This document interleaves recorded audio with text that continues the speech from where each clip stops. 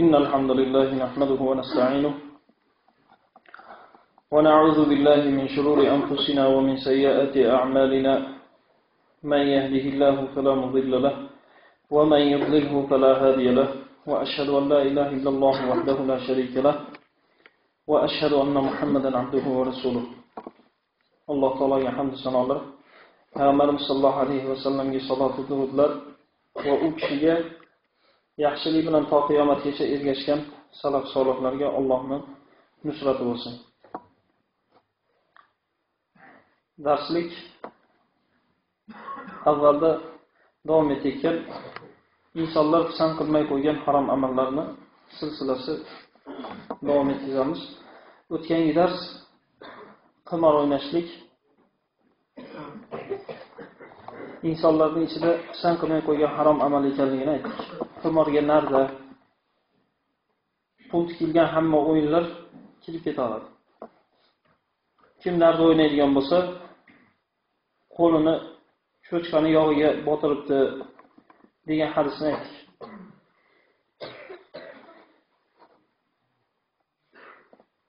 Yana insonlar pisand qilmay qo'ygan harom amallardan o'tgangi darsdagisi qora berishlik, qora olishlik, shuni o'rtasida dallol bo'lib, o'rtada vosita bo'lgan kishi ham Rasululloh sallallohu alayhi vasallam tomonidan la'natlangan. Chunki Rasululloh sallallohu alayhi vasallam aytadilarki: "La'ana ar-rashi wal-murtashi wal-ra'ish." Rasulullohning o'zlari qora berganni ham, qora olganni ham shu o'rtada dallollik qilib, ikkalasining o'rtasida kelishtirib qo'yganni ham la'natlaganlar. Qora shu bir ishni odamlarnikidan ko'ra shu ettirob bitsin deb turib berib, o'zingizni haqqingiz bo'lmagan narsani ettirob bitirishlikka yo bo'lmasam boshqalarnikini qolib siznikini bitirib berishlikka berilgan narsa. Uni nima deb nomlasangiz ham baribir qora bo'yicha la'natga sazovor bo'lib qoladi. Uni qanaqa nom bersangiz ham, "Mo sizga hadiya" deb olib bersangiz ham, "Mo sizga sovg'a, bu qora emas. Bu sizga sovg'a" deb bersangiz ham qora bo'ladi. "Bu sizga hadiya, Alloh uchun sizga beryapman" deb bersangiz qora bo'ladi. Rasululloh sollallohu alayhi vasallam bir ishda ishlayotgan odam, katta ishda ishlayotgan odam sovg'a olishlikdan qaytargan. Chunki bu asli sovg'a emas-da. Tagida qora degan narsa bor. Faqat ati sovg'a, hadiya. U aslida sovg'a ham emas, hadiya ham emas. U aslida qora.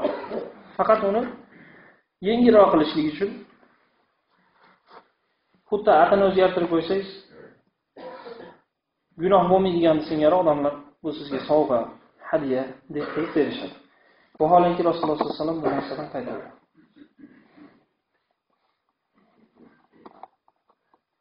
Odamlarning yerini tortib olishlik o'tgangi darsdagi insonlar pisand qilmay qo'ygan harom amallar. Ko'chalarga chiqib ketishlik. Uyingizga belgilab qoziq qo'yib olgandan keyin qoziqdan bir qarich emas, yarim santimetr chiqib ketsangiz ham qiyomat kuni 7 qavat yerni, 7 ta yerni Alloh taolo sizga qazishlikka buyuradi. Qazib naryoqdan teshib chiqqaningizdan keyin bo'yningizga ilib qo'yadi. Shuni ko'tarib qiyomat kuni azoblanib yurasiz. Lekin insonlarning ichida bu narsa pisand qilmay qo'ygan harom amal. Santimetr emas, qarich emas, metrlab chiqib ketyapmiz. Sotilab ko'chib olyapmiz.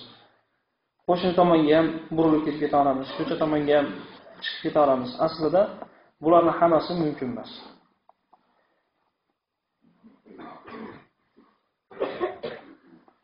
Rasululloh sallallohu alayhi va sallam aytadilarki: "La'anallohu man ghayyara manazil ard." Rawahu Muslim. Alloh azza va jalla yerni alomatlarini, belgilarini o'zgartirgan kimsani la'natladi dedilar. Imom Muslim rivoyat.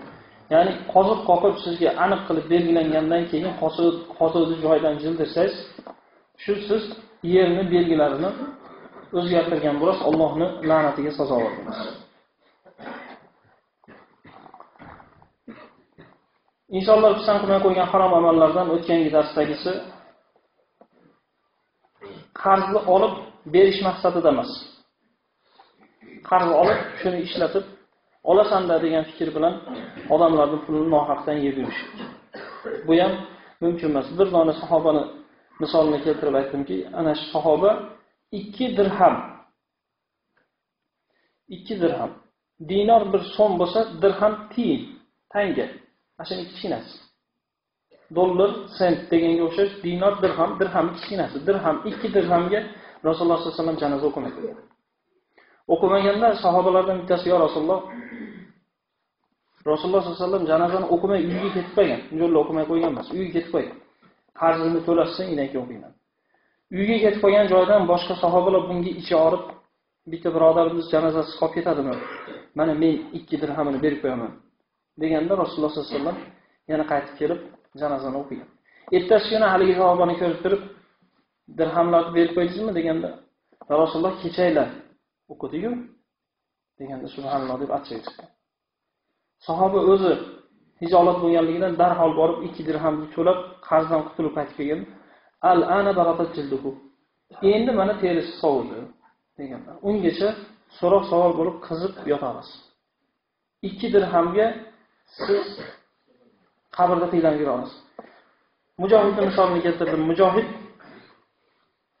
hayoti dunyoga shahid bo'lganligidan keyin bir qatra qoni chiqib yerga tushmasdan turib jannatdagi manzilasini ko'radi. Qaysi darajada yashashligi, jannatdagi ne'matlar. Yana uni aytdimki, shahidlarning hammasini ko'rsangiz, kulgan holda o'ladi. Basharasini bir narsa bosib qolmagan bo'lsanglar, boshqa yerdan jarohat olib o'lgan shahidlarni ko'rsangiz, agar niyati xolis, Alloh yo'lida Allohning kalimasini oliy qilishlik uchun chiqqan odam bo'lsa, kulgan holatda o'lganligini ko'rasiz.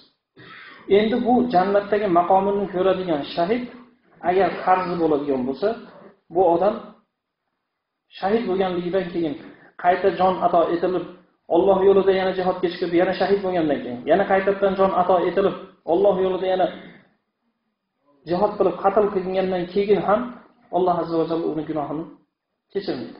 Chunki bu Alloh bilan o'zining o'rtasidagi narsa emas. Bu banda bilan bandani o'rtasidagi narsa. Alloh taolo o'zi bilan bandani o'rtasidagi bo'lgan narsalarning hammasini Alloh taolo xohlagan bandasi uchun kechira oladi, shirkdan boshqa. Agar banda yerni qobig'ichalik ma'siyat bilan kelsa-yu, Allohga shirk keltirmagan bo'lsa, ya'ni yer yuzi, yer sharini to'ldir ma'siyat bilan kelgan bo'lsa-yu, Allohga shirk keltirmagan bo'lsa, Alloh taolo kechirib yuboradi. Shirkdan boshqasini o'zim xohlagan bandam uchun kechiraman degan oyat. Shunga binoan Alloh taolo kechiradi, lekin Alloh taolo qarzni kechira olmaydi. Chunki bu Alloh taoloning haqqi emas, bu bandalarning haqqi. Bandani ustidagi haqqiga Alloh taolo aralashmaydi. Balki adl sifati bilan qiyomat kunida zulm qilgan bo'lsa, zulmingizga yarasha jazoingizni beradi. Agar qarz olib bu dunyodan o'tamay o'tib ketgan bo'lsangiz, qiyomat kunida dirham bilan dinor ishlamaydigan kunda, savob bilan gunoh ishlaydigan kunda, uni gunohidan agar savobingiz bo'lmasa, gunohidan bo'yningizga ilib jahannamga to'kiladi.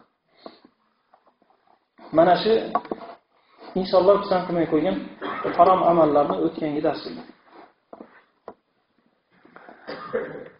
Insonlar pisand qilmay qo'ygan harom amallardan quyidagisi: odamlar ehtiyoj bo'lmasdan hech qanday hojatsiz tilanchilik qilishlik.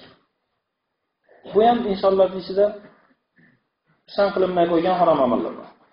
Sahl ibn Hanzala radhiyallohu anhu qala Rasululloh sallallohu alayhi va sallam: "Man sa'ala wa 'indahu ma yughnihi fa inna ma yastakbiru min jamri jahannam." Qalu: "Wa ma al-ghina alladhi la tanbaghi ma'ahu al-mas'ala?" Qala: "Qadru ma yubdihi wa yu'shihi." Rawahu Abu Dawud. Sahl ibn Hanzala radhiyallohu anhu aytadilarki, Rasululloh sallallohu alayhi va sallam dedilar: "Kimki huzurida o'zini ehtiyojini qondiradigan narsasi bo'la turib, odamlardan tilanchilik qilib pul so'raydigan bo'lsa, bu jahannamning olovini ko'paytirayotgan bo'ladi" dedilar. "Ya Rasululloh, so'rashlik joiz bo'lmaydigan darajadagi o'ziga kifoya qiladigan narsasi deganda qancha miqdorda biz nazarda tutamiz, qancha miqdorda e'tibor qilamiz deganda qadru ma yudihi va yushi. Uni ertalabki ovqati bilan kechki ovqatiga yetadigan puli bo'lsa, bu odamga tilanchilik qilishga joiz emas. Kimki ertalabki yetadigan ovqati bilan kechgaga yetadigan ovqati bo'la turib tilanchilik qiladigan bo'lsa, jahannamda olovni to'plagan bo'ladi. Har bitta tangasini, so'mini, boshqasini to'plagan narsasini hammasi jahannamga olov bo'ladi, bundan boshqa narsa bo'lmaydi. Imom Abu Dawud rivoyat sahih. عن أبي هريرة رضي الله عنه قال قال رسول الله صلى الله عليه وسلم من سأل الناس أموالهم تكثرا فإنما يسأل جمرا فليستقل أو ليستكثر أخرجه مسلم.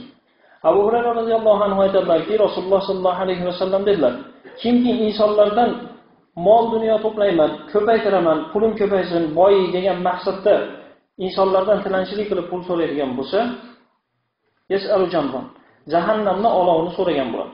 Xohlasa ko'paytirsin, xohlasa ozaytirsin dedi. Uni oz to'plasangiz ham, ko'p to'plasangiz ham faqat jahannamning olovini to'playsiz, pul to'plamaysiz. Bu hadisni Imom Muslim rivoyat qilgan sahih hadis. عن الزبير بن العوام رضي الله عنه عن النبي صلى الله عليه وسلم قال: لا أن يأخذ أحدكم حبله فيأتي بحزمة الحطب على ظهره فيبيعها فيكف الله بها وجهه خير له من أن يسأل الناس أعطوه أو منعوه. أخرجه البخاري. Zubayr ibn Avvam roziyallohu anhu da rivoyat qilingan hadisda Rasululloh sallallohu alayhi vasallam dedilar: sizlardan birortangiz arqonini olib o'tin to'plab shuni yelkasiga ko'tarib bozorga olib kelib sotishligi va shu bilan yuzini suvini saqlashligi odamlardan so'rashligidan ko'ra afzaldir. Ular beradimi, bermaydimi farqi yo'q. Tilanchilik qilishlikka o'zi umuman yo'l istaydigan bo'lsa, yo'l yo'q. Qaysi bir banda o'ziga tilanchilik eshigini ochib qo'yadigan bo'lsa, Alloh azza va jalla bu bandaga faqirlik eshigini ochib qo'yadi. Siz tilanchilik orqali, odamlardan pul so'rashlik orqali boyib ketaman deb turib bu ishga kirishib oladigan bo'lsangiz, Alloh azza va jalla sizga faqirlik eshigini ochadi. Bu shariatda o'zgarmas qoida. Buni har darsda misoliga to'g'ri kelganligi uchun takror ayta olamiz. Buni domlamas, odamlarni hammasi yodlab olsa ham bo'ladi degan narsa. Al-jazo'u min jinsil amal. Jazo qaysi bir amal bo'lsa, shuni jinsidan beriladi. Siz ko'paytiraman deb turib harom ishga qo'l ursangiz, Alloh taolo ataylab buni teskarisini qilib sizga faqirlik eshigini ochib beradi. Chunki siz halol yo'lni tanlamadingiz, Alloh taolo sizning maqsadingizni teskarisini qilib qo'yadi. Qanchalik odamlardan so'rayman desa, shunchalik Alloh taolo sizga faqirlik eshigini ochib qo'yadi. Shuning uchun musulmon kishi so'rab, tilanchilik qilib, u yerga borib yuzini suvini oqizib, bu yerga borib yuzini suvini oqizganda o'rniga halol rizq topib, halol kasb qilib oila boqaman deganlarga uni o'rniga bitta ipni ko'tarib borib, soydan o'tin to'plab chiqib sotib olsa ham mana shu yaxshi. Chunki musulmon kishi musulmonga moli ham, qoni ham, obro'si ham harom dedik. Bekardan bekar keling desa beraversa, bu odamlarning pulini yeb yurishlik bu joiz emas. Balki musulmon kishi darvish bo'lmaydi, boshqa bo'lmaydi. O'zini, oilasini o'zi boqadigan kasblarning eng to'g'risi, eng yaxshisi, rizqlarning eng haloli, qo'lini kasbi bilan topgan rizq eng halol rizq bo'ladi. Eng pokiza, eng halol rizq bo'ladi. Bu rizq topishlikda ayb hisoblanmaydi. Tilanchilikdan ko'ra o'tin to'plagan yaxshi.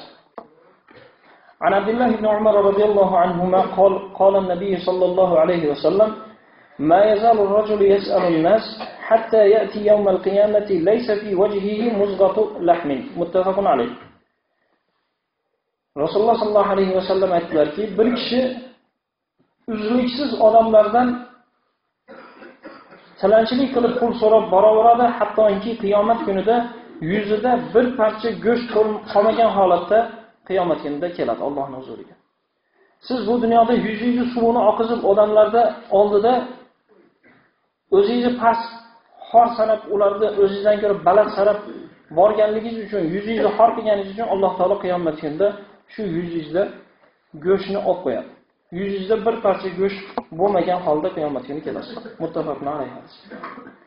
An Abdullah ibn Mas'ud radhiyallohu anhu qol قال رسول الله صلى الله عليه وسلم من أصابته فاقة فأنزلها بالناس لم تسد فاقته ومن أنزلها بالله أوشك الله له بالغنى إما بموت عاجل أو غنى عاجل رواه أبو داود والترمذي. Abdullah ibn Mas'ud roziyallohu anhu rivoyat qilgan hadisda Rasululloh sollallohu alayhi vasallam aytadilarki, kimga bir faqirlik yetsa,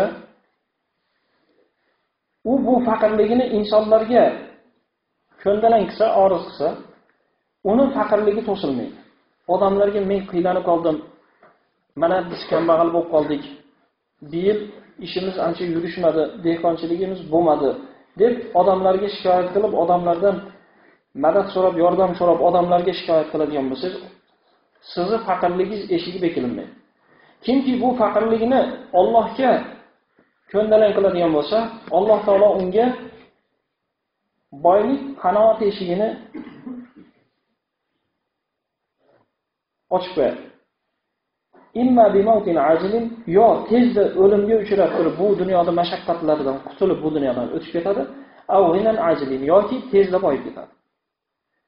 Siz shikoyat qilishlikni kimga qilinishligini bilsangiz, shikoyatga javob beradigan odam javob bera oladi. O'zingizdan past odamga shikoyat qilsangiz yoki o'zingiz bilan baravar odamga shikoyat qilsangiz, u sizni shikoyatingizni eshitib turadi xolos. Sizga ish olib qo'yishligi mumkin. Lekin sizni shikoyatingizni nimasini to'sib bera olmaydi.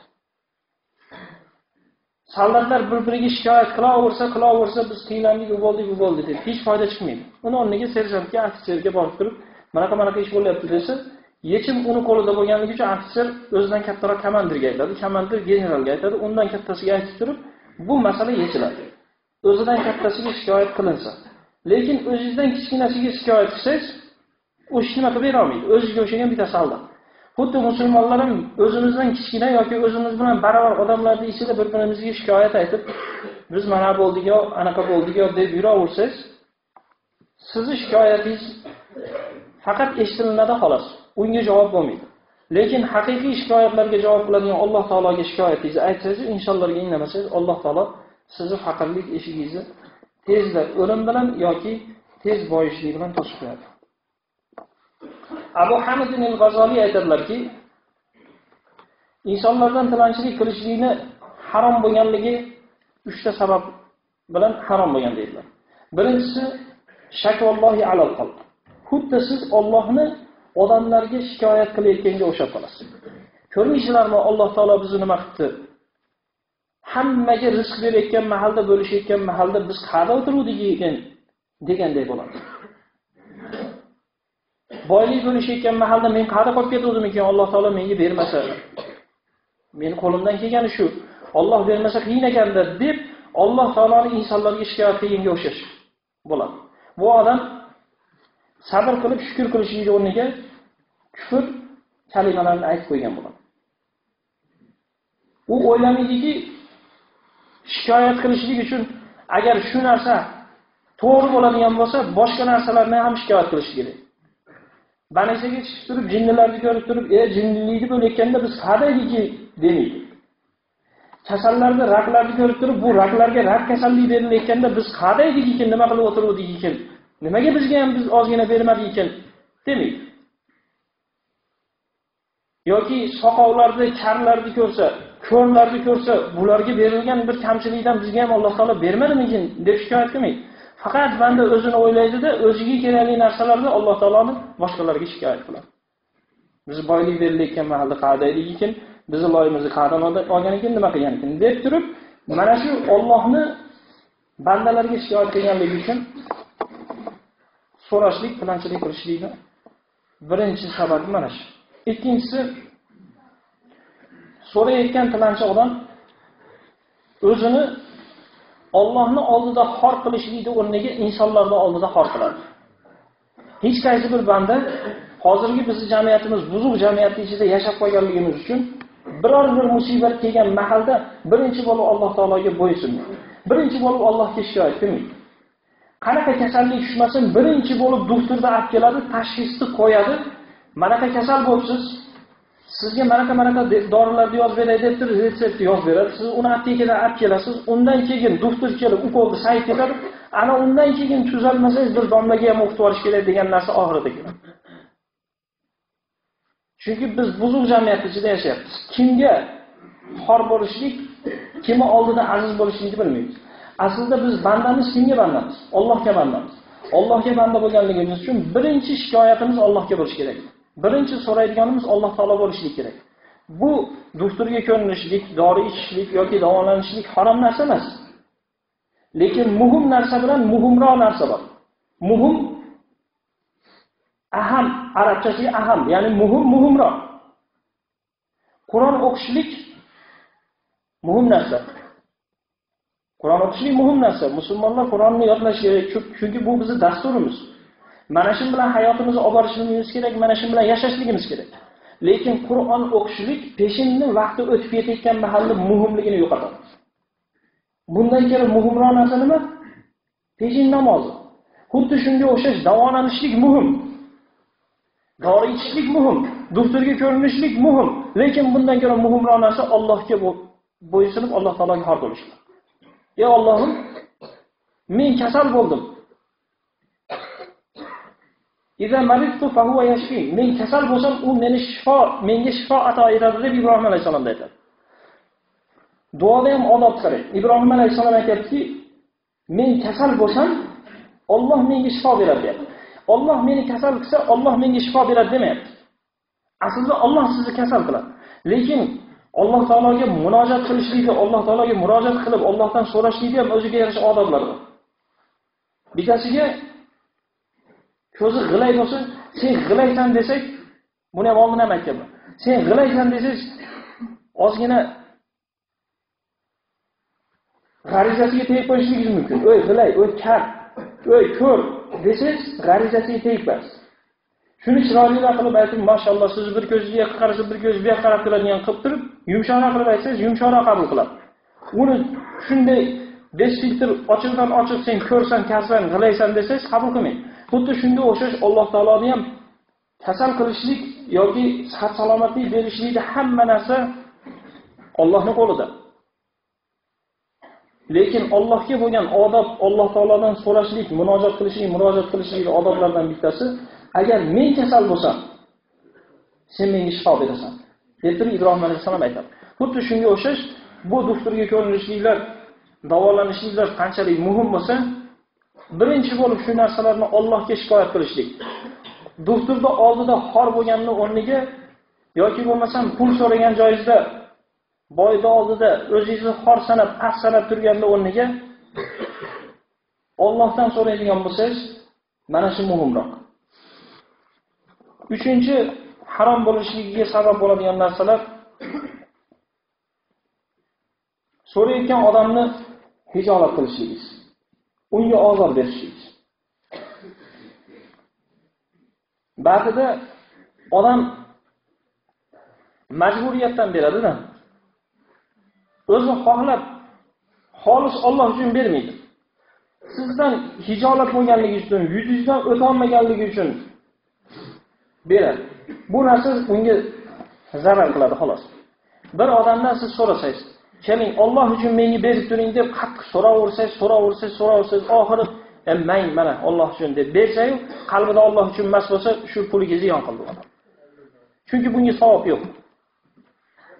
Xolis Alloh uchun qilinmagan amallarning hammasiga Allohning huzurida savob yo'q. Siz nima uchun qilgan bo'lsangiz, amalingiz shu uchun bo'lar. Siz agar Alloh uchun qilgan bo'lsangiz, Alloh uchun bo'ladi. Faman kana hijratuhu lidunya yusibuha aw imra'atin yankihuha fa hijratuhu ila ma hajara ilayh. Kimniki hijrati Alloh uchun bo'lsa, uning hijrati Alloh uchun bo'l. Kimning hijrati ayol uchun bo'lsa, uni o'zining nikohiga ola olmaydi. Va kimning hijrati nima uchun bo'lsa, o'shanga bo'l. Kimning hijrati Alloh uchun bo'lsa, Alloh uchun bo'ladi. Savobini Alloh beradi. Hijratingiz dunyo uchun bo'lsa, bir Yevropa davlatlarida ham yaxshi pul topsang bo'lar ekan, bu yerdan ketib qolay deb ketib qolsangiz, Yevropa davlatida pul topish uchun ketgan bo'lasiz. Nomayamazga xuddi shunday deb yozilgan. Yevropada chiroyli qizlar bor ekan, ashirga borib uylanmasam bo'lmadi desangiz, Yevropa davlatiga uylanishlik uchun ketdi deb nomayamazga yoziladi. Farishtalar hazil nima, mutoyiba nima degan narsani bilmaydi. Hazil, jiddiylik degan narsa bo'lmaydi. Og'zingizdan chiqqan har bir narsani yoza oladi. Endi shu narsalarda agar Alloh uchun bo'ladigan bo'lsa, bu kufr davlatlardan bir yerdan bosh olib ketay, dinimni olib qochib ketmasam, bular meni dinda fitnalab qo'yadi. Ertagaylar namozingni o'qima deyotgan bo'lsa, undan keyin ro'zani tutma deyotgan bo'lsa, bular bilan bir xil bo'lib qolaman. Undan ko'ra bu yerdan ketib qolay deb turib, Alloh uchun diningizni olib qochsangiz, sizni qilgan amalingiz Alloh uchun bo'ladi, Alloh taolo ajringizni beradi. Endi odamlardan majburlab habib kirib olib keling, bering endi, bir berib qo'ying, qaytib so'ramayman, mashina oxirgisi qilib yurib so'raversangiz, u odam majburiyatdan sizdan hijolat bo'lgandan yo'q bo'lmasam ruschasiga nadel bo'lgandan bang oling mashina qaytib kelmang desam, mana shu puliga savob bo'lmaydi. Chunki buni Alloh uchun bermadi. U haqiqatda 20 ming bergan bo'lsa 20 mingga ziyon qildi. Chunki unga savob yo'q. Mana shu insonlar pisand qilmay qo'ygan harom amallar. Musulmonlar mana shu eshiklarni taglariga kelib oladigan, bizni loqaydligimizda eshik tagiga keladigan har bitta odamni tagiga yetib turib so'raydigan bo'lsa, bular sizdan ko'p pul topadi. Musulmonlarni hissiyotlari bilan, tuyg'ulari bilan bular o'ynashadi. Yaxshilab chiroyli qilib, ashullarni aytib, yig'lamsirab qo'ysa, qalbingiz erib ketadi berasiz. Ba'zi narsalar Alloh uchun beriladi, ba'zi narsalar Alloh uchun man qilinadi. Shu man qilishlik degan narsani ko'pchilik tushunmaydi. Ya'ni so'rasanglar bera oling degan narsa bu noto'g'ri bir aqida, noto'g'ri bir tushuncha. Alloh uchun so'ragan bo'lsa, siz Alloh uchun bermang shu narsani. Haromligi uchun, bu haromga ishlatayotganligi uchun bermang. Keling 20 so'm berib turing, Alloh uchun men shunga bir arak ichib qo'yay desa, mana Alloh uchun sizga 20 so'm bersangiz sizga savob bo'lmaydi. Bu harom amalga ishlatib, Alloh uchun deb Allohning nomini qo'ygan bo'lsa ham bu harom ishga ketganligi uchun harom narsa bo'ladi. Bular eshik tagida Alloh yo'lida fi sabililloh hadoya qiling, Alloh yo'lida ehson qiling, sadaqa qiling deb turgan bo'lsa, senga Alloh uchun bermayman deb o'tib ketadi. Chunki ana bilamanki bu odamlarning uyida ertamani bilan kechpaytga yetadigan ovqati bor. Bundan boshqasi harom. Harom ishga aralashishlik, bunga yordam berishlik harom. Va ta'awanu 'alal birri wat taqvo. Yaxshilik ustida, taqvo ustida bir-biringizga yordam beringlar. Va la ta'awanu 'alal ismi wal 'udwan. Ma'siyat ustida, gunoh ustida, tajovuzkorlik ustida bir-biringizga yordam bermanglar. Bularga berishlik bilan siz foyda qilmaysiz. Siz bermasligingiz bilan foyda qilasiz. Bular uning ustiga dinni nomini sotib turib shu yerda dinni nomini sotib turib ish qilishadi. Shuni xristian nomidan yo yahudiy nomidan kelmaydi. Bizni dinimizni hammaga xunuk ko'rsatib, hadagi bir gaplar bilan o'zini dindor qilib ko'rsatib, aslida namoz ham o'qimaydi. Mana shu bor narsaki Tegirmon boshidagi do'kondan bizni masjidda tashladim, masjidda tilanchilik qilgan katta xotin deb o'ylagan ayol Tegirmon boshidagi do'kondan 500 so'mlik yedinishda soldirar ekan. Kiminglar soldira olasizlar? Har juma tilanchilik qilib ketayotib 500 so'mlik yedinishda soldirar ekan yosh qiz ekan. Kiminglar soldira olasizlar? 500 so'mlik katta ishni ishlayotgan odam soldirishi mumkin, lekin ishlatib tugata olmaydi-da. Uni ishlatishlik uchun katta biznesmen bo'lsa, unga qiladi, bunga qiladi, bunga chiqadi, bundan kiradi qilib 500 so'mni bir haftada ishlatib olsangiz kattaga. Hammanglar bo'lmasa telefoningizlarga solib ko'ringlar, bir oydan nechta pul ishlatyapsizlar. Rasa borsa 100 so'm, 200 so'm pul ishlatasiz. Bu lo'li tilanchilik qilib, qiylanib, yig'lab, siqtab topgan pulidan 500 so'm ishlatar ekan, bechoraga haqiqatda. Bularning ichida buzg'unchilik qilib, dinni niqobini kiyib olib turib buzg'unchilik qilayotganlar. Aniq fakt bilan aytaman, kim desangiz ham aytib beraman. Umid oshxonasini bilasizlar, ana shu oshxonada saharda choy ichib o'tirsak, yig'lamsirab tilanchilik qiladigan ayol bor. Uni hamma taniydi. Shu ayol kirib choy ichib, yonidagi bolalarni ko'rib turib, sekin ikkitasini quloqiga kelib, "O'shdan yangi qizlar kelgan, top beraymi?" deydi. Allohning nomini sotib, mayda tilanchilik qilib, "Ke, bolalarga ber, chiqar 1 so'm, chiqar 2 so'm. Abi yetimlar och qoldi, yig'lab yotishdi, kiyimi yo'q, boshqa yo'q" deb turib, tilanchilik qilayotgan ayol u yerda qo'shmachilik qiladi. Uni bunaqaligini bilmaganligimiz bizni aybimiz. Nimaga mana shu eshikdagi kelganda birov haydab yubormaydi? Nimaga shuni orqasidan bir kun umrini sarflab turib, tagiga borib, uyga yetib, tagiga yetib qo'yib turib, sen mashinada dang'illama uyda yashasang, sendan ko'ra odamlar haqiqatda och qolganlar bor. Senga harom deb turib bir marta bo'ynidan ushlab qo'ysangiz, masalaga qaytib kelmaydi. Ayol ham achib kelgan. Lekin musulmonlar loqayd. Va ta'awanu 'alal birri wat taqvo. Taqvo va yaxshilik ustida bir-biringizga yordam beringlar degan narsa bizga emas. U boshqa musulmonlarga tushganday biz yuramiz. Aslida biz qilishimiz kerak shu ishlar. Jamiyatni biz o'nglaymiz degan bilan amaliyotga kirishmaganingizdan keyin u o'nglanmaydi. Amri ma'ruf bilan o'nglanmaydi. Nahiy munkar bilan o'nglanadi. Amri ma'ruf, nahiy munkar qushning ikkita qanoti. Bittasini qoqib uchib keta olmaydi. Ikkovini teng qoqsangiz keyin uchishga imkon bo'ladi. Siz bu yerda amri ma'rufni million yil qilsangiz nahiy munkar bo'lmaydigan bo'lsa bo'ldi. U nahiy munkar ana shu munkar qilayotgan ayolni qo'lidan ushlab turib, "Sen nima ish qilyapsan? Yursin bir tekshirib qo'yaylik" desangiz, mana shu nahiy munkar bo'ladi. Men amri ma'rufni bu yerda qilaman. Nahiy munkarni kim qiladi? Kimdir qilish kerak bu narsani. Biz qilmasak, sizlar qilmasanglar, unda oyat hadislarga yodlashga nima keragi bor? Hadislarga amal qilmaydigan bo'lsak, eshitib qo'ysak, buni kitoblarda, taxtalarga, shkaflarga terishni nima keragi bor?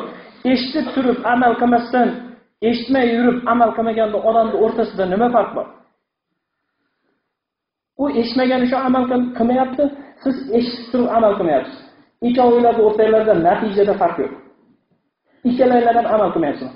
Undan chiqib bu kitoblarni yo'q qilish kerak. Bundan chiqib bu kitoblarni o'qitmaslik kerak. Bu biz uchun emas. Bizga kelgan emas. Degan e'tiqodda yashasak mana shunday bo'lamiz. Lekin musulmon kishi bunaqa bo'lmasligi kerak. Yuksalishni o'rganish kerak. Sekin-sekin ko'tarilish kerak.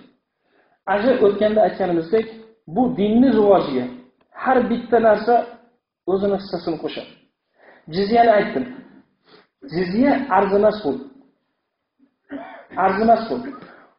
Kofirlar musulmonlarni diyorida yashaganligi uchun to'laydigan arzimas pul.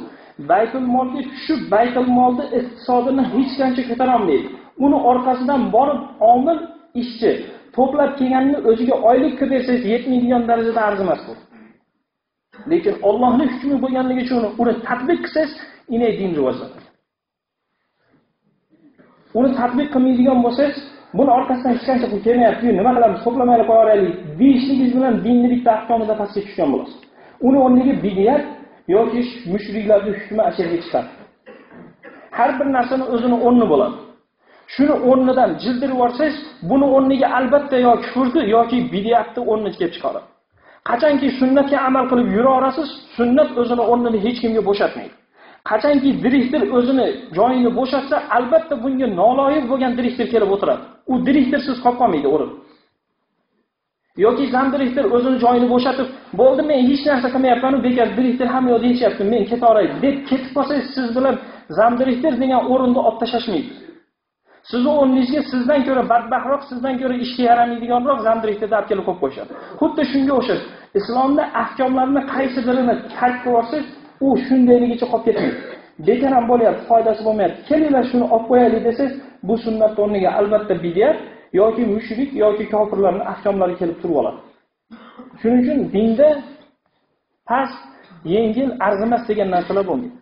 Uni har bittasini qilishlik kerak, chunki buni qilmaydigan bo'lsangiz, buni o'rniga albatta kofirlarning ahkomlari kelib keladi.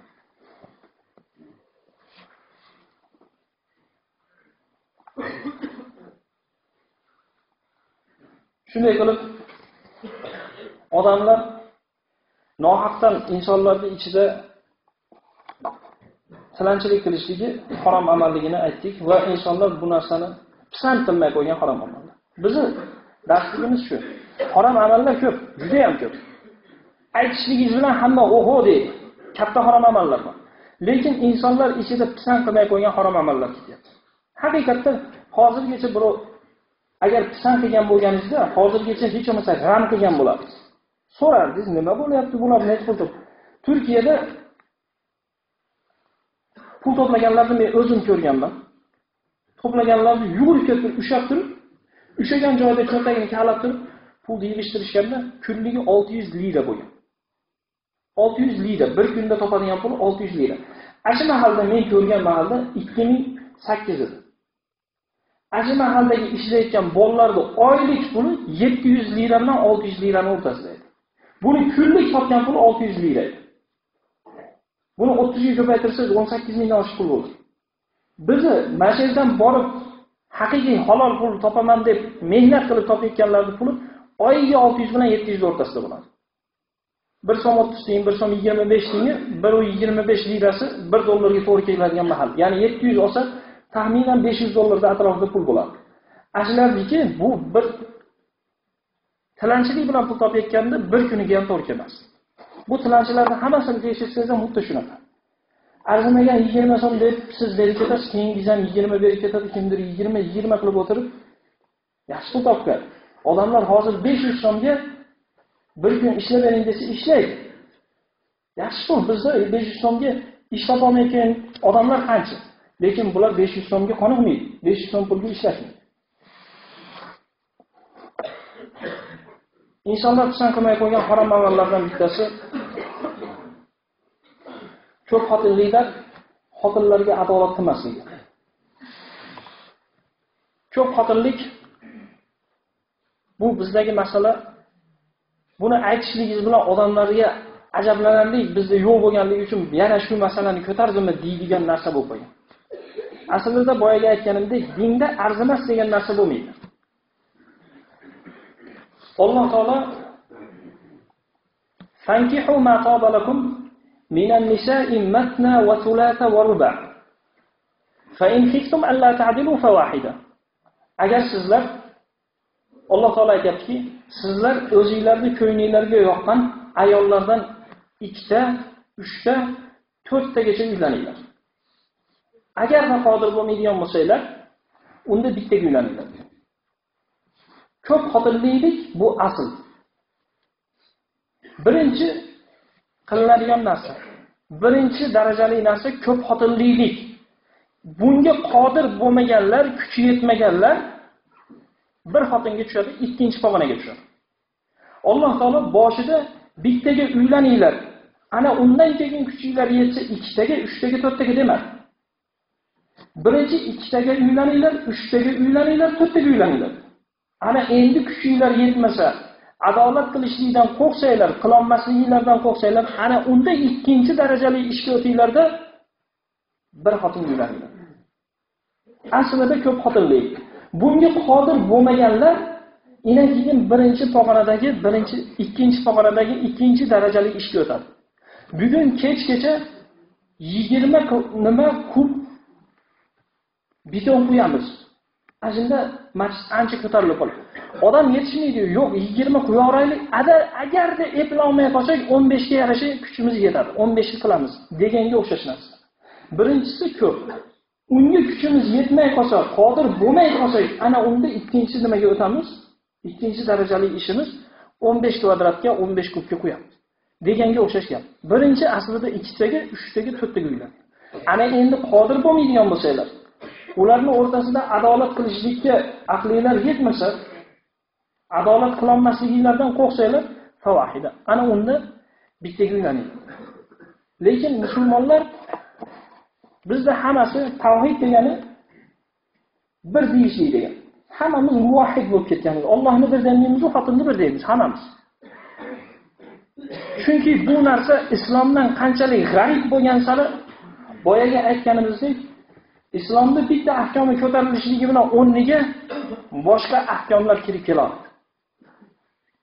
Ko'p xotinlik zulm, ayolning haqqini olib qo'yishlik, odamlar qiylanyapti, ayollar bola chaqasi bilan ko'chada qolyapti degan tushunchalar kelib ko'p xotinlikka X qo'yib qo'ygan hamma joyda. Mumkin emas. Chunki bu islomning shiori ko'tarilgan.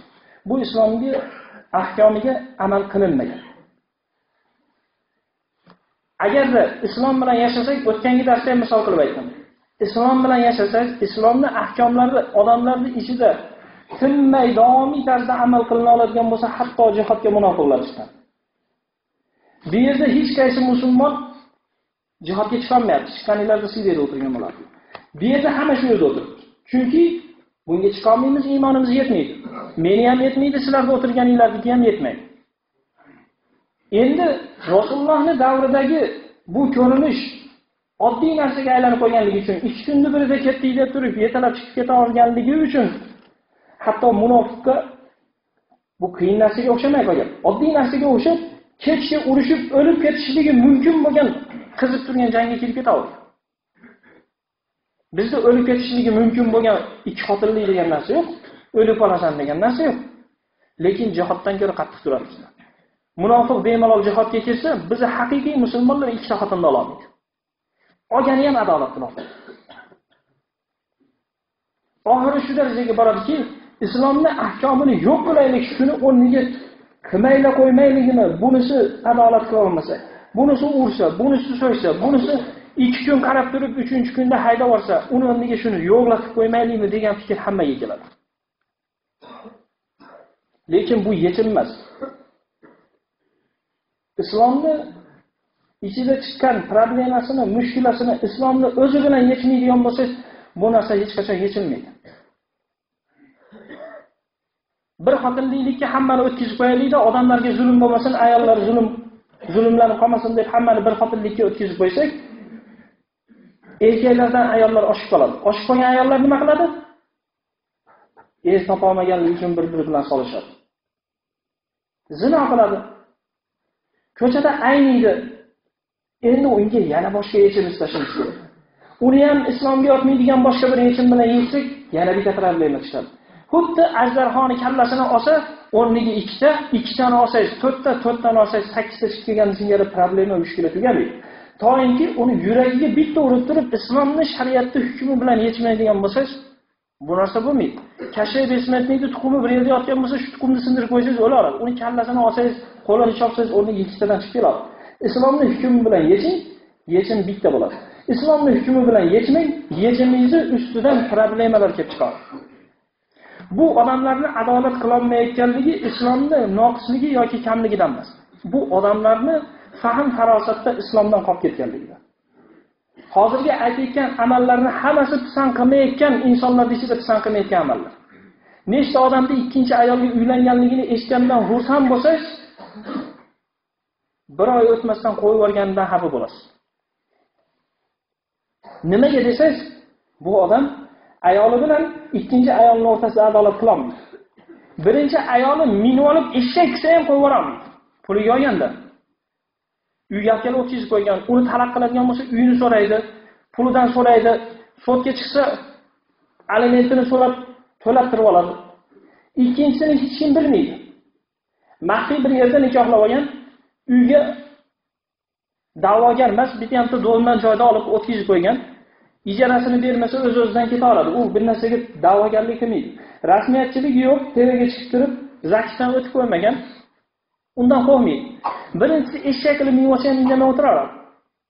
Ikkinchisi bitta paypog'ini bir poyini yuvmay qo'ygan bo'lsa ham, siz shunaqa bo'lib qoldingizmi? Taloqsiz deydi. Chunki pulga kelmaganda u. Unga mehnat qilmaganda. U adolat qila olmaganligidan mana shu narsalar kelib chiqadi. Biz uylanma demaymiz, balki targ'ib qilamiz, uylansin. Shu erkaklar uylanib namuna bo'lsin deymiz. Lekin o'zganda bitta namuna odam bor, boshqa hech kim yo'q. Namuna bo'layotgan bitta odam bor, hamma buni bilib turibdi. Boshqa odam namunalikka yaraydigan hech narsa qilmadi. U odam namuna bo'lishlikka yarardi, chunki bu odamda mana shuni ilmi bor. Shu narsani o'rgangan. Domla o'qib chiqqan, o'rganib chiqqan. Ana shundan keyin buni haqiqatiga, mohiyatiga tushungandan keyin olgan. Biznikilar nafsi uchun oladi. Cho'pa-cho'p ishimiz turib, yog'och qolganda tashlab oladi. Unaqa bo'lmaydi musulmon kishi. Musulmon kishi olgandan keyin sizga bitta lafzingiz bilan qabul qildim deganingiz bilan qayerdagi nomahram ayol sizga halol bo'lgandan keyin buni haqqini ado eting. Bekardan bekar uni tashlab yubormang. Alloh taolo aytadiki: "Va ashiruhunna bil ma'ruf." Ular bilan yaxshi muomala qilib yashanglar. Ularni ham birinchi ayolingizni olgandaqa lafz bilan olgansiz. Bunisiga boshqacharoq qilib aytgan emassiz. Qabul qildim deb birinchisiga ham aytgansiz, ikkinchisiga ham qabul qildim degansiz. Ikkovi darajada bitta. Uni bundan kamsitadigan hech narsasi yo'q. Uni birinchi kelib qolganligi uni bundan ko'ra afzalligiga dalolat qilmaydi. Rasululloh sollallohu alayhi vasallamning uylangan ayollari nechta? Qiziga uylangani bitta Oysha onamiz. Juvonga uylanganlar hammasi. Lekin o'rtasida farq bo'lmagan. Bekardan bekarlar arzimas so'zgaylar yo'qoling deb haydab yubormagan. Chunki Rasululloh sollallohu alayhi vasallam buni qilishligi mumkin emas. U bizni ustozimiz. Bizga namuna bo'lib o'tgan zot. Lekin musulmonlar namunani kimligini biladi, lekin namunani undan emas, boshqa kufrdan oladi.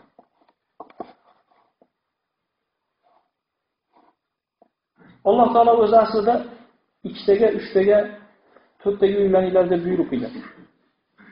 Keyin yana orqasidan o'zi takrorlab turib, "Walan tastati'u an ta'dilu baynan nisa'i walau harastum."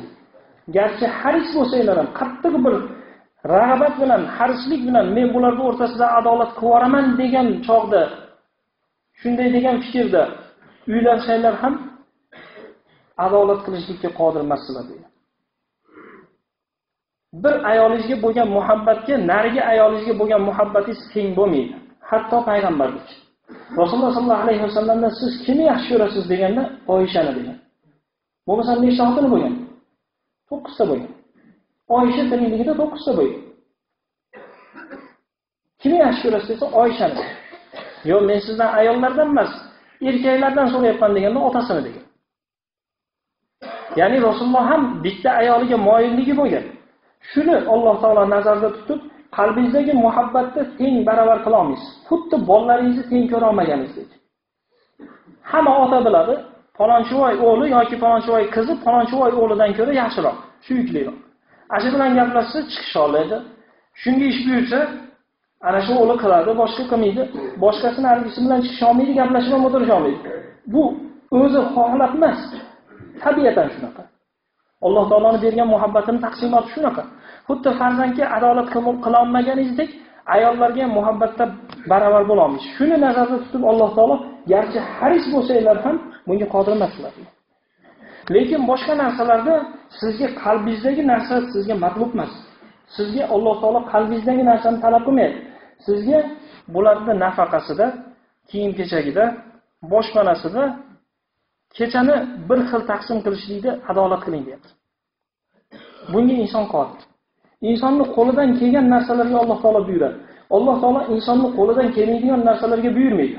Agar bunaqa qiladigan bo'lsa, Alloh taolo hakim degan sifati yo'q bo'lib qoladi. Bekarchi degan sifat bo'lib qoladi Alloh taoloda. Alloh saqlasin, Alloh taolo bundan oliy. Allohning har bir buyurgan narsasi hikmat uchun buyurilgan. Alloh taolo buyurgan narsasini hammasi insonning qo'lidan keladigan, qudrati yetadigan narsaga buyuradi. Alloh taolo hech qayerda insonga uchishlikka buyurmagan. Qaysi odamning uchganligini ko'rgansiz? Uchaman deb harakat qilsa ham ucholmaydi. Qanot qoqib o'zini qo'li bilan. Shuni Alloh taolo bilganligi uchun insonlarga uchishlikni buyurmagan. Yoki inson biror narsani o'zidan bir necha barobar oshiqcha narsalarni shimoliy ko'tara olmaydi. Nima shimoliy ko'targan narsani sen ko'tara olmaysan ekan? Seni vazning 100 kilo bo'ladigan bo'lsa, sen 10 tonna narsa ko'tarishing kerak deb Alloh taolo buyurmaydi. Chunki siz bu narsani ko'tara olmaysiz. Alloh taolo sizni nimaga qodirsiz u, nimaga qodir emasligingizni bilganligi uchun Alloh taolo faqat siz qodir bo'lgan narsalarga buyuradi. Endi qalbingizdagi narsaga siz molik emassiz, qodir emassiz. Uni taqsim qila olmaysiz. Shuni bilib turib Alloh taolo adolat qila olmaysizlar dedi, muhabbat tomondan. Lekin boshqa tomonlama siz adolat qila olasiz. Bir xil qo'lingizdagi 100 so'm pulni 2 ga bo'lib qo'yish hech narsa emas, 50 dan 2 ga berib qo'yishlik. Yoki 4 metr materialni olib 2 ga bo'lib 2 ga bir xil ko'ylak tiktirib qo'yishlik qiyin narsa emas, qo'lingizdagi narsa.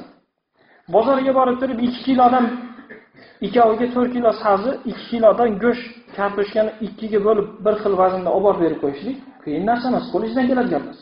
Sizdan shu narsalarni Alloh taolo talab qilyapti. Boshqasini talab qilmayapti. Qala Nabiy sallallohu alayhi vasallam: "Ittaqulloha fin nisa fa innahunna awanun 'indakum.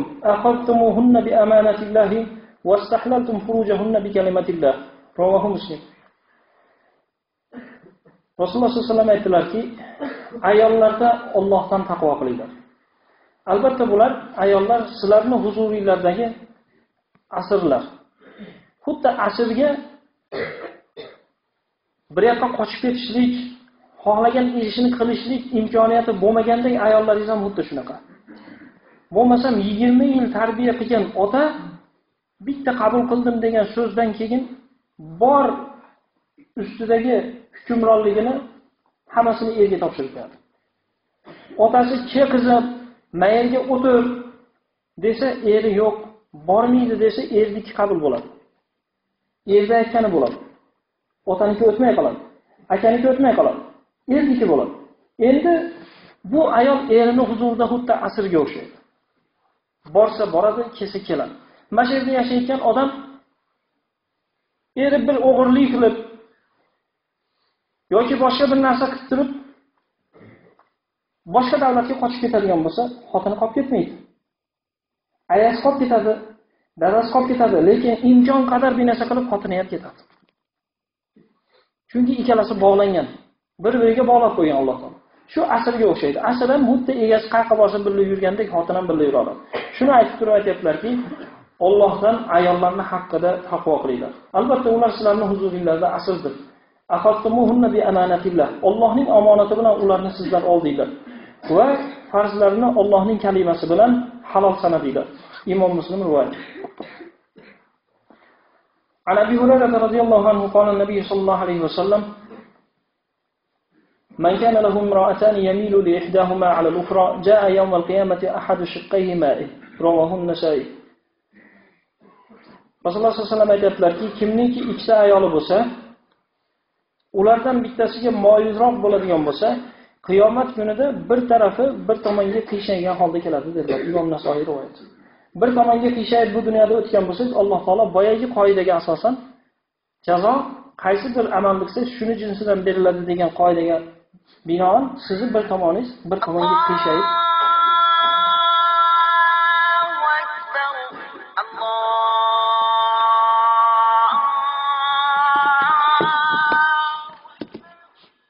bir tomoni qiyshayib keladi. Bu hadisni Imom Nasoiy rivoyat qilgan sahih hadis. Oysha radhiyallohu anhadan rivoyat qilingan hadisda Rasululloh sollallohu alayhi vasallam aytadilarki, khayrukum li ahli va ana khayrukum li ahli. Rawahu Tirmiziy va Ibn Majah. Sizlarning eng yaxshilar ahli ayoliga, sizlarning eng yaxshirog'inglar ahli ayoliga yaxshi bo'lgan kimsalardir. Va men ahli ayolim uchun sizlardan ko'ra yaxshiroq muomala qilaman dedilar. Imom Tirmiziy va Ibn Majah rivoyat. عن أبي هريرة رضي الله عنه قال رسول الله صلى الله عليه وسلم استوصوا بالنساء خيرا فإن المرأة خلقت من ضلع فإن أعوج ما في الضلع أعلاه فإن ذهبت تقيمه كسرته وإن تركته لم يزل أعوج فاستوصوا بالنساء متفق عليه.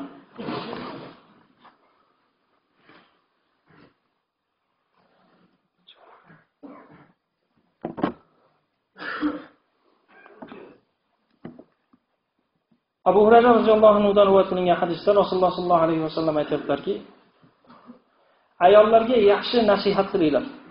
Albatta ayollar qovurg'adan yaralgan. Qovurg'alarning eng qiyshiq joyi eng tepasida joylashgani qiyshiq bo'ladi. Agarda siz buni to'g'rilayman deb harakat qilsangiz sindirib qo'yasiz. Agar buni tek qo'yadigan bo'lsangiz qing'irligicha qolib ketadi. Fastawsaw bin nisa. Ayollarga yaxshi pand nasihat qilinglar dedi. Ayolni to'g'rilamaysiz. Tabiatan shunaqa. Biz ustoz aytadi. Ayollar bilan 5 yo 4 ga kirgan bolaning aqli ba'zida teng bo'lib qoladi. Televizorda bitta she'rni ko'rib qolsa, dada she'rni bering deydi. Yosh bola. Ayol kishi ham xuddi shunaqa. Bir narsani ko'rib qolsa, puli bormi yo'qmi demaydi, mashina bering deydi. Endi uni ko'rib turib, qiyshiq narsani to'g'rilayman desa, sindirib qo'yasiz. Tek qo'ysangiz qiyshiqligicha qolib ketadi. Shunaqa qilmasligi uchun yaxshi pand nasihat qilib ularni o'nglashtirishga harakat qilamiz. Buni qilmaydigan bo'lsak, boyaga aytgandek, ayollarda o'rtasida adolat bo'lmaydi-da. Birinchi xotin bilan tahammul qilayotgan narsalar ancha-muncha so'yib borsa ham indamay o'tiradi. Ancha-muncha kirini qilmasa ham, ovqat qilmasa ham indamaydi. Lekin ikkinchisi xuddi farishta bo'lish kerak degan e'tiqodda olgandek, uni keltirib bitta xatosini topib olsa, sen daqasini menga kerak emas, men unaqasini olmayman dedim, deb turib bir pasta talag'ini beraveradi. Ajrashib ketadi. U bechora o'zi ikkita farzand bilan erga tegib, bundan yana bitta bola topib, 3 ta yetimni yana ko'chada sarson bo'lib boqib yurdi. Yo'qmi mana shunaqa? Bitta ayol ikkita bolasi bilan chiqib 5 ta bolasigacha 5 ta bolani so'dirab yurib, 2-3 ta erdan farzand topib yuribdi. Bularga biz sababchimizda. Farzand topamiz, talag'ini beramiz, ketadi. سئل النبي صلى الله عليه وسلم ما حق امرأة أحدنا عليه قال تطعمها إذا طعمت وتكسوها إذا اكتسيت ولا تضرب الوجه ولا تقبح ولا تهجر إلا في البيت Akhrajahu al-Bukhari. Payg'ambar sollallohu alayhi vasallamdan so'raldiki, bizlarning ustimizdagi ayollarning haqqi nima deb so'ralganda, agarda ovqat talab qilsa, ovqati beriladi. Agar kiyimga muhtojligi bo'lsa, kiyim qilib beriladi. Yuziga urilinmaydi, qabih sanalmaydi. Yomon gaplar bilan so'kib, qabih gaplar bilan haqoratlanilmaydi. Wala tujaru illa fil bayt. Agarda hajr qilib tark qilinadigan bo'lsa ham, uyida, o'zining uyida, o'zi yashab turgan erining uyida hajr qilinadi. Misol uchun ayolni tarbiya qilmoqchi bo'lsangiz, boringlarki deb olib chiqib qo'yish ham joiz emas. Agar hajr qilsangiz, tarbiya qilmoqchi bo'lsangiz, uyingizda tarbiya qiling. Bir pasda olib borib, ajindanlari yo'q bo'lib ketasiz. Uni uyida tark qiladi deyishlikdan maqsad, chunki ko'pchilik o'zi aslida zo'rg'a yashab yurgan bo'ladi. Buni orqasidan xotinni er nimasinikiga, dadasinikiga olib borib qo'ygandan keyin o'rtadagi bir-biriga bo'lgan iliqlik ham yo'qolib ketadi. Buni orqasidan taloq kelib chiqadi. Shu narsalarni Rasululloh sollallohu alayhi vasallam bilganligi uchun, agar tark qilaman desangiz ham, uyingizda tark qiling, uyingizda o'tirsin. Chunki bir-biringizga baribir yana ko'zingiz tushadi, ertagaylari gaplashasiz, yana boyingda yashab ketaverasiz. Lekin bir-biringizni urishib, so'kib, qabih so'zlar bilan haqorat qilganingizdan keyin uni uyga olib chiqib qo'ysangiz, o'rtadagi aloqa yana ham uzilib ketaveradi. Shu ayollarning o'rtasidagi bo'layotgan narsalarda bizda aytayotganimiz, hozirda shu ko'p xotinlikning o'rtasida hech qaysi bir erkak mustasnosiz deb olsangiz ham bo'lardi. Ya'ni hech kim qolmadi. Falonchivoy uylanibdi degancha odam mana shu kunga kelib uylanganligicha qolmadi. Hammasi qo'yib talog'ini berib, ulardan bittadan bolani oshirib yoki oshirmasdan bekardan oldi qo'ydi, bekardan islomga yotmaydigan harom ish qildi. Aslida Rasululloh sollallohu alayhi vasallam aytadilarki, ularga tarbiya berishlikning yo'li Alloh taolo aytadi. Vallati takhafuna nushuzahunna fa'iduhunna wahjuruhunna fil madaji'i wadribuhun. Fa in ata'nakum fala tabghu alayhinna sabila. Agarda sizlarga nushuzidan qo'rqayotgan, sizlarga qiladigan yomonligidan qo'rqayotgan ayollardan qo'rsanglar, ularga birinchi nasihat qilinglar. Ikkinchi, yotog'ini boshqa qilinglar. Uchinchisi, inakiga uringlar. Bizniki teskaridan boshlanadi. Birinchi uringlar. Undan keyin yotog'ini boshqa qilinglar. Ana oxiriga kelganda nasihat qilib qolasiz. Xotin, endi shunaqa qilsam ham mana shunaqa bo'ldingmi? deb turib nasihatni 3 ga qo'yib qo'yasiz. Aslida nasihat 1. Yaxshi bo'lgin, bunaqa qilamiz, yashaysan, mana qilsang yashamaymiz. Bu des nasihat qilasiz. Oxiri nasihat kor qilmaydigan ikkinchi darajalikka o'tgandan keyin joyni boshqa qilasiz. Ana undan keyin imkoniyat bo'lmagandan keyin urishlikka shariat ruxsat beradi. Lekin bizlar birinchi uradi, keyin joyni boshqa qiladi, achchiga kelib qo'ygandan keyin undan keyin bo'lmasa oxirida nasihat. Ana Abi Hurayra radhiyallohu anhu qala Rasululloh sallallohu alayhi vasallam tunkahul mar'atu li arba'in limaliha wa lihasabiha wa jamaliha wa lidiniha fadfar bidati ad-din taribat yadak rawahu al-Bukhari va Muslim. Abu Hurayra radhiyallohu anhu aytadilarki, ayol kishi 4 narsa uchun nikohga olinadi. 4 narsa uchun ayolga uylaniladi. Birinchisi moli uchun, ikkinchisi nasabi uchun, jamoli uchun va dini uchun. Moli, nasabi, jamoli, dini. Shu 4 narsa uchun ayollarga uylaniladi. Fadfar bidati ad-din, siz dindorini oling, taribat yadak. Baraka topkir, dindorini oling degan Rasululloh sollallohu alayhi vasallam. Bizda dindorini degan narsaga hech kim ahamiyat bermaydi. Ikkinchi xotinga olayotganlar ayniqsa dindoriga hech kim qaramayapti. Jamoliga qarayapti, yoshiga qarayapti. Iloji bo'lsa shuni orqasida turadigan ahli oilasi bo'lmasa-yu, ishlatib tashlavorsangiz gap so'zi chiqmaydigan bo'lsa yoki boshqa bir shahardan bo'lsa-yu, gap so'zi chiqmaydigan bo'lsa shunaqasini istashyapti. Mushkulasi bor emas. Problemasi yo'g'ini istashyapti, orqasidan problema ketishyapti. Aslida dindorini oling, baraka topkur, dindorini oling deyapti. Imom Buxoriy hamda Imom Muslim rivoyat qilishgan. Lekin bular dindorini olishmayapti. Bir ayolni rostdan bilamanki, zino qilayotganligini bilib turib, uylanib turib, endi nafs qolgandan keyin bu zino qilardi ekan, men bilmabman deb. Asha odamni bilganligini odamlar biladi. Zino qilishligini bilib turib, nafsi shuni chukkillab turib olgandan keyin, nafs qolgandan keyin endi u zino qilardi ekan, men uni olibman, u zoniy ekan deb qonni to'ygandan keyin islom ishiga tushib qoladi. Nafs qongandan keyin dindor bo'lib qoladi. Devorga peshonasi urilgandan keyin dindor bo'lib qoladi. Ungacha dindor bo'lmaydi. Ungacha o'zi nafs xohlagan, kim xohlasa olib, Kim xohlasa qo'yib yurib ish qilib bo'lgandan keyin mana endi boshqasiga o'tkish kelib qolgan mahalda u mana qaydeganda siz bilmasmidingiz, siz ko'rmasmidingiz deb o'ziga uzrlar istaydi. Aslida boshida istash kerak. Jamoli uchun emas, nasabi uchun emas, puli uchun emas, dini uchun olganingizda mana shu problemalar bo'lmadi. Lekin siz buni qilmadingizda. Qilmaganligingiz uchun nafsingiz qolgandan keyin boshqa ishni xohlab qoldingiz. Nimangizni buzdingiz? Adolat qilmadingiz. Yana bechora ayolni ko'chaga olib qo'yib, homilasi bilan yana boshqa bitta bolani yetimni ustiga yetimni qo'shib haydayapti. Mana shu bilan insonlar pisand qilmay qo'ygan harom amallarning bittasi ham mashhur. Subhanakallohumma va bihamdik. Ashhadu an la ilaha illa anta astaghfiruka va atubu ilayk. Shahid Niboz aytadilarki, mashayizni o'qib qo'ymasam, dinni birorta amalni yomon ko'rib bo'lmaydi. Sizni nafsingizga yoqmasa ham yomon ko'rmang.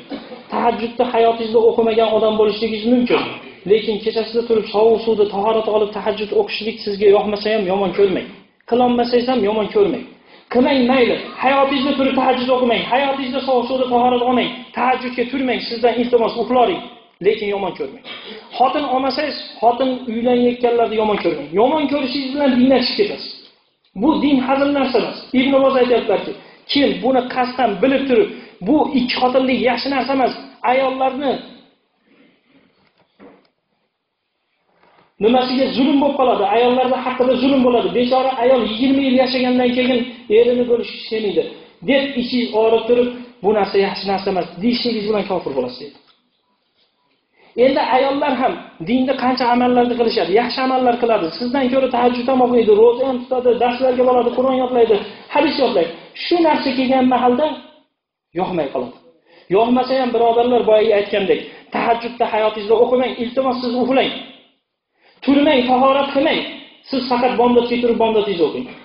Sizdan bu narsa talab qilinmayapti. Lekin siz namoz o'qimasangiz ham, tahajjudga turmasangiz ham buni yomon ko'rmang. Yomon ko'rishligingiz bilan kofir bo'lib qolasiz. Siz arzimas bitta narsani qilaman deb o'tirib, orqasidan kofir bo'lib qolishligingiz yaxshi emas. Uni o'rniga inkor qilmang, yomon ko'rmang. Shuni qilmang. Ikki xotinlikni ham xalqqa tushuntiraylik. Odamlar o'zi bilib bilmagan holda kofirga aylanib ketyapti. Ayollar bilib bilmagan holda kofirga aylanib ketyapti. Shu narsalarni to'g'ri tushuntirib turib, mayli sizga yoqmasa, mayli siz qilmang. Sizga ruxsat, bu farz narsa emas, vojib narsa emas, qilmasangiz gunohkor bo'ladigan narsa emas. Mayli qilmang. Lekin qilganlarni ham yomon ko'rmang. Yomon ko'rsa shu dindan chiqib ketishlik xatari bor. Subhanallohumma va bihamdik. Ashhadu an la ilaha illa anta astaghfiruka va atubu ilayk. Alloh taolo eshitganlarga amal qilaman.